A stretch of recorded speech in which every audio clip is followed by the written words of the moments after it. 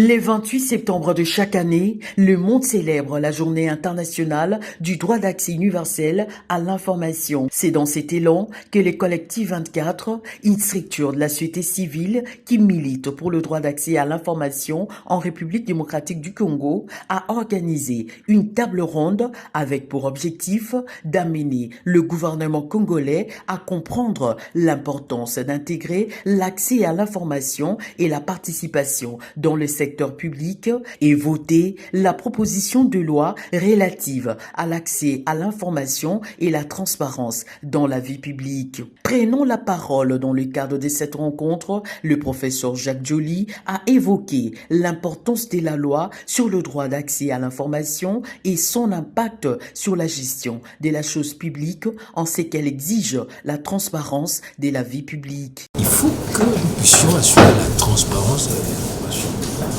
Que le peuple, dans un État démocratique comme celui de l'autre, ce peuple qui est propriétaire de ses ressources, sache, ait le droit de savoir, d'être informé sur la gestion, la destination de ses ressources. Et que l'État intériorise dans son architecture normative les outils, parce qu'aujourd'hui, la démocratie, l'état des droits, la bonne gouvernance, la lutte contre la propriété et le développement passe nécessairement par l'adoption de cette loi. Nous l'avons commencé en 2009 en tant que sénateur, on l'a fait adopter au niveau du Sénat. Lorsque je suis allé dans d'autres institutions, des collègues ont mené ce combat. Il y a certainement des défis de comprendre quel est le sens de cette loi, parce que très souvent, même au niveau le plus élevé international, on confond la loi d'accès à l'information à la loi portant organisation de la liberté d'expression, qui est l'aspect passif des droits d'informer et d'être informé.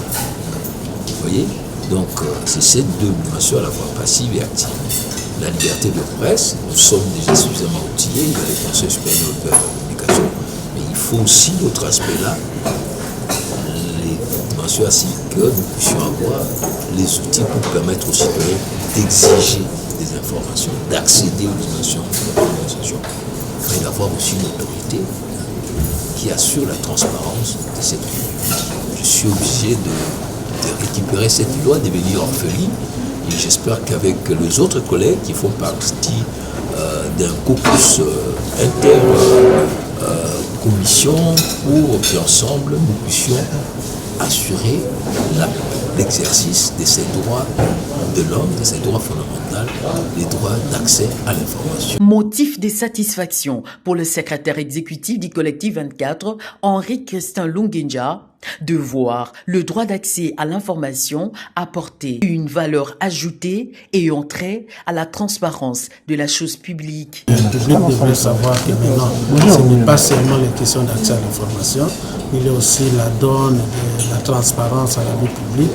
parce que c'est cette touche-là qui montre vraiment cette dimension active de ces droits que d'aucuns confondent peut-être toujours avec la liberté de la presse. Mais en écrivant, en intitulant notre texte explicitement comme ça, la loi d'accès à l'information et à la transparence de la vie publique, ça montre déjà que la RDC doit s'engager dans le sens de l'ouverture et l'amélioration de la gouvernance, et que nous pensons que dans ce sens-là, les gouvernements, par rapport au thème qui a été développé aujourd'hui, intégrer l'accès à l'information et la participation